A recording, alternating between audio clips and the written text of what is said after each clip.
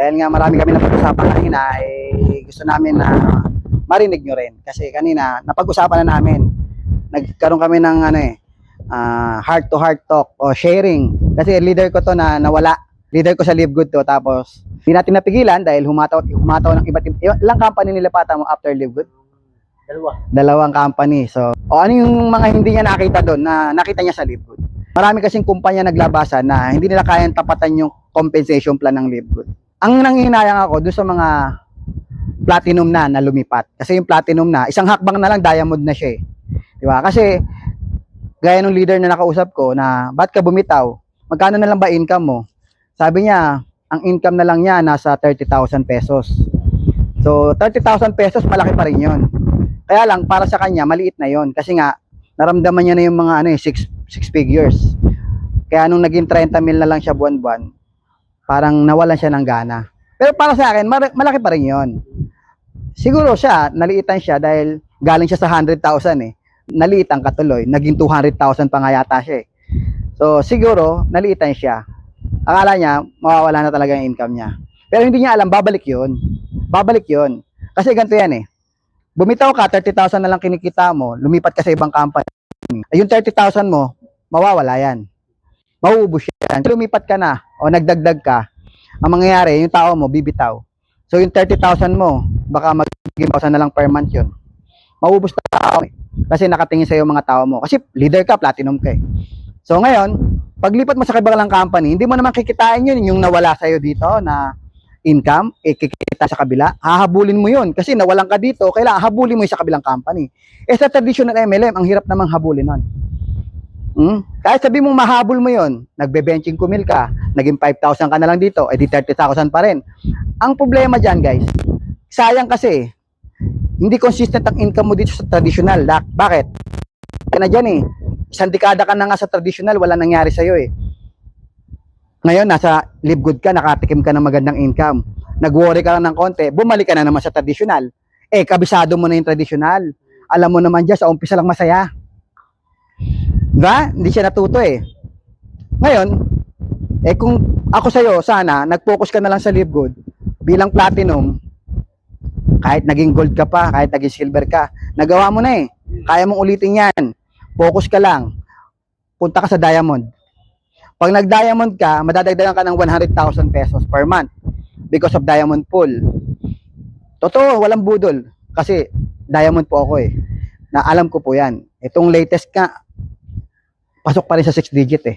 O ngayon, 100,000 ka. Dadagdagan ka ng 100,000 kung nag-diamond ka. Kung nag-focus ka na lang mag-diamond, dagdagan ka ng 100,000 sa income mo.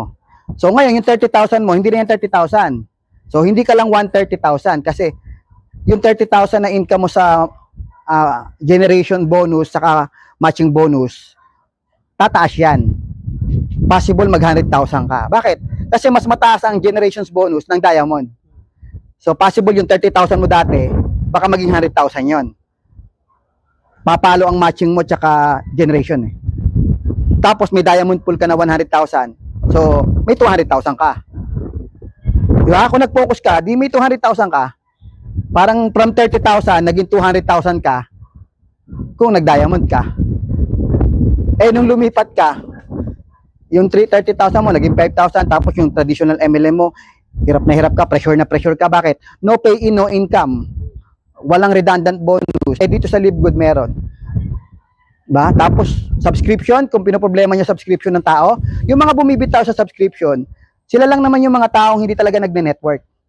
Sila lang talaga yung umaasa sa spillover at napagod. Tapos yung iba naman, hindi bumibitaw sa subscription kasi sila po ay nakikinabang sa murang product. Yung iba dati hindi gumagamit ng produkto, ngayon nare-realize nila na mura talaga, quality. So gagamit na yan, magsasubscribe na yan, hindi na yan bibitaw. Kaya yung dating bumitaw, babalik yan kasi gustong bumili ng product. Tapos yung hindi bumibitaw ng subscription pero hindi bumibili kasi may spillover, may co-op system. Hindi bibitaw yan. Bakit? Ang daming experience dito. Nag-compress. Dati walang downline, ngayon nagka-downline. Walang matrix income, ngayon may matrix na. Spillover, tsaka compression, yan ang aasahan mo, tsaka yung co-op system. Yan ang aasahan mo kapag ikaw ay hindi bumitaw ng subscription per month, kahit wala kang referral, kahit di ka bumibili. So, yan yung naghihintay sa'yo dito sa negosyo to. So, yung subscription, madaling ipaunawa yan sa tao. Tapos, direct referral dito, magkano? 50% direct referral. Eh, hahato ka sa kabilang company, ang direct referral, 10%. Magkano direct referral sa company nilipatan mo? 300. Magkano pay-in? 3 plus. 3.8, di ba? Almost 4,000 yun eh. Tapos 300 ng direct referral. Di pa, wala pa sa 10%. Eh sa Live Good, 50% eh. Yung 3,000 pay-in, meron kang 1.5. Oh, doon pa lang lamang na eh. Tapos may second level pa kami na 10%. Pag bronze ka, second level 10%. Eh, ang dali-dali mag-bronze. Eh silver, ang dali mag-silver eh. Hanggang third level, hanggang fourth level may 5% ka. Alam mo sa weekly pass third commission pa lang. Sa referral tsaka indirect referral. Doon pa lang ang laki na ng kikitain mo eh. Pag kinumpute mo pag samasamahin mo na yung ways to earn sa traditional MLM, hindi pa rin tatapat yung sa weekly pass third ng Live Good eh. Isa lang sa ways to earn ng Live Good. Weekly pass third commission pa lang. Kaya nang tapatan lahat ng ways to earn ng traditional MLM. Di ba? Hindi nila na-realize yun. Tapos kung leader ka, builder ka, nako, lalo mo ma-appreciate ang Live Good. Matching, tsaka generations bonus, tama mo pa ng diamond pool. Buhay na buhay ka kung leader ka. Kaya kung leader ka, may popukusan ka, mag-Live Good ka na lang. Lalo na may rango ka na rito, karirin mo na lang to. Huwag ka nang bibitaw. Attrition, normal yan. Kahit saan ka pumunta, normal yan. Tuloy-tuloy ka lang. Gaya ng sinabi ko, ang market mo dito, buong mundo, subscriber, club member, market mo rito. Hindi lang networker. See you at the top. Tuloy ka lang. Bumalik ka na.